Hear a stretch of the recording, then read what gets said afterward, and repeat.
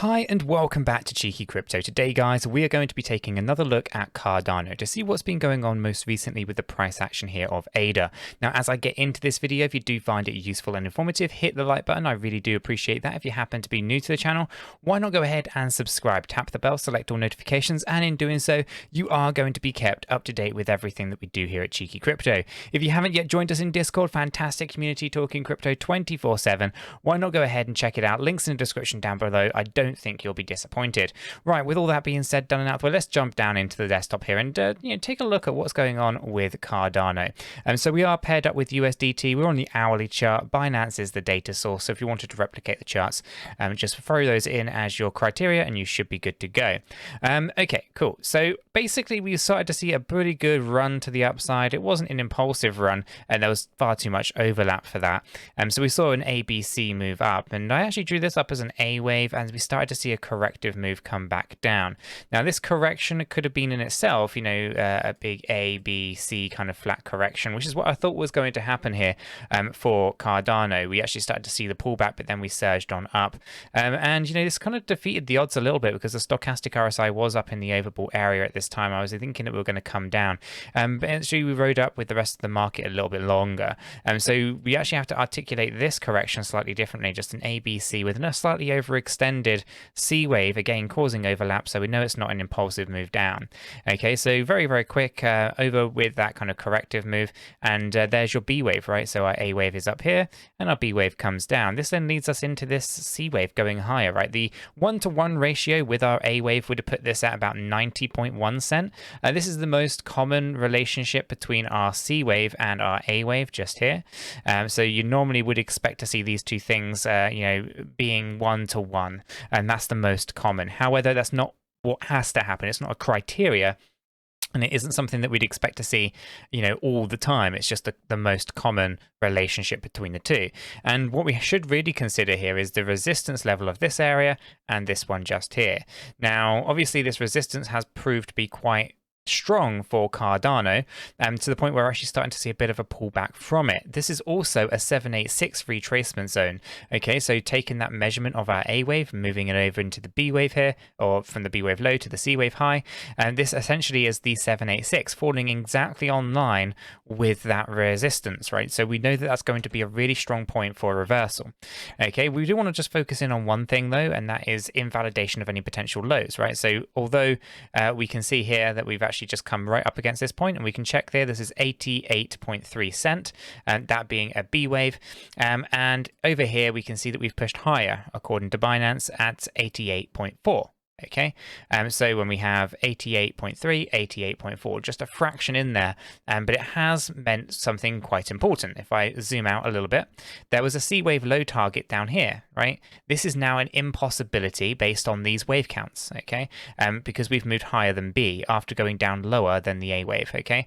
So that actually means that this C wave low is definitely there, and it's a short C wave, not a 1-to-1 ratio that we may have been thinking that it was.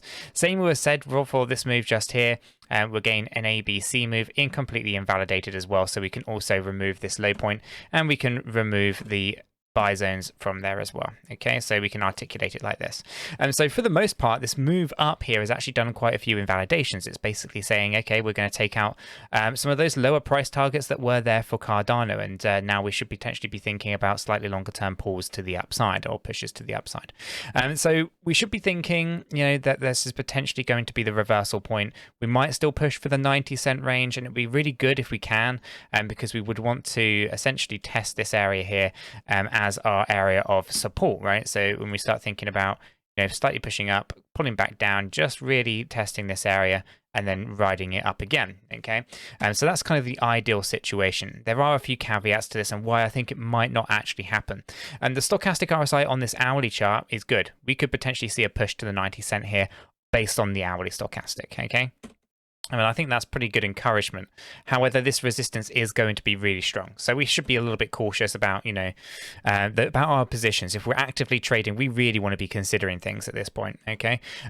Personally, if that were me, I'm obviously not a financial advisor, can't offer you financial advice, but I would be seriously thinking about, if I'm in profit or whatever. taking my profit from this point and then seeing how the market goes next and find a new entry point.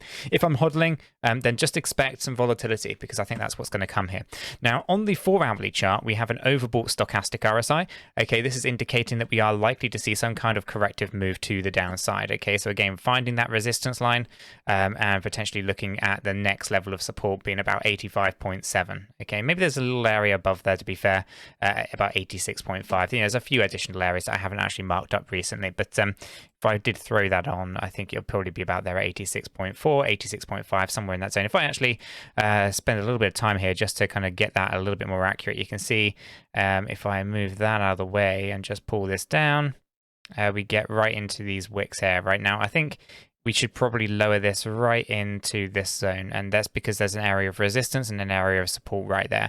So I think a little bit lower wouldn't be too bad, so 86.1, as we continue to kind of look at this as a potential final push up before corrective action down.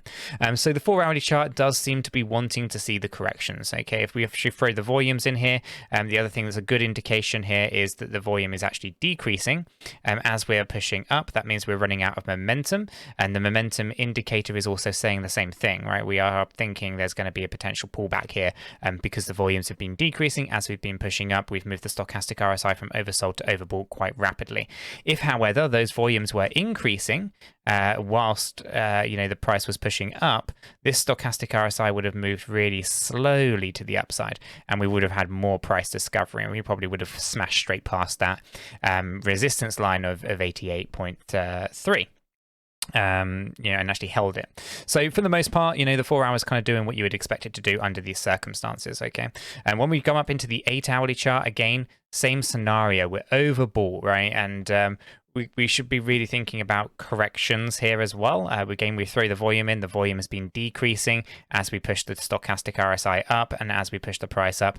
This means that you've run out of momentum, as indicated with the momentum indicator of the stochastic RSI, and therefore we should be open to the idea of a slightly longer term pullback. And again, what this 4-hourly chart might look like, 8-hourly chart looks like, is yet to be seen. So we just want to be really cautious. It could be that the volume stays really low whilst we correct the stochastic RSI, and we do a very small ABC move, and then we're right back up again, right? So we want to be cautious. We don't really know what's going to happen there just yet, okay? But we obviously are starting to break some resistances. We are starting to set new directional trends. So we want to be kind of watching and keeping out for these things, at least keeping an eye on it. Now the daily chart's very much the same. Overbought, drop in volume, price pushing up. So again, just like the 4, 8 and daily charts here, they're all aligned. We're finding resistance. We're finding resistance at the point where we're running out of momentum, and we are looking at corrections. Okay, so we want to keep the volumes down. We want to see not too much selling pressure, but I would expect to see something here actually pulling us down over time, okay, over the next maybe week or so, maybe a little bit longer. So short term, we have the ability to potentially just push this a little bit higher. Maybe we get that 90 cent, maybe we don't. But for the most part, I'm a little bit concerned on the kind of the smaller time frame, the medium time frame of corrective moves, right? So we should be thinking price is more than likely going to see corrections after a pretty good 7 days up, right? And when we take a look at it from a weekly point of view, we actually have the first green candle in quite a long time, right? So this weekly candle's looking pretty good, right? So hopefully we'll get a green close, preferably above the previous week. That would be really handy. So a couple of days here would be really vital for Cardano. We obviously have been talking about this expanding flat correction coming to a bit of an end. We're heavily oversold on the stochastic RSI on the weekly, so loads of room to grow. So we need to see some kind of flash crash correction on the medium time frames really to allow us to continue the growth here, but obviously it takes 7 days for one weekly candle, and so therefore it could only take maybe 2 or 3 days of pullback to correct everything and then have a really big surge further forward again. So it's actually quite an interesting time to be in Cardano, finding this local bottom and that we're hoping to hold. And if we start to see good corrective moves here on the weekly, and that actually puts us in a kind of longer term view of where things are likely to go next, right? And the monthly chart right back in the ground as well, in the same regard as Bitcoin. When we take a look at Cardano here, we're oversold way back in 2019, and we're in the same position as we were back then, right? March 2020. The only difference is we are significantly higher in value. So as we start to think about what this monthly stochastic RSI and price chart is indicating to us, there is a big move coming, guys, and it is not going to be small. So we want to really keep an eye and a big focus, I guess, on these larger trends and the weekly and the monthly charts. But be very cautious over the medium time frames, right? We are expecting some kind of corrective pattern to appear here on our daily chart, on our 8-hour chart, on our 4-hour chart, and our hourly chart as well. So guys, I'm going to leave the video there. If you have found it useful and informative, hit the like button. I really do appreciate that. If you happen to be new to the channel, why not go ahead and subscribe, tap the bell, select all notifications, and in doing so, you will be kept up to date with everything that we do here at Cheeky Crypto. With all that said, done and out of the way, I hope everyone has a fantastic day, and I'll catch you all in the next one.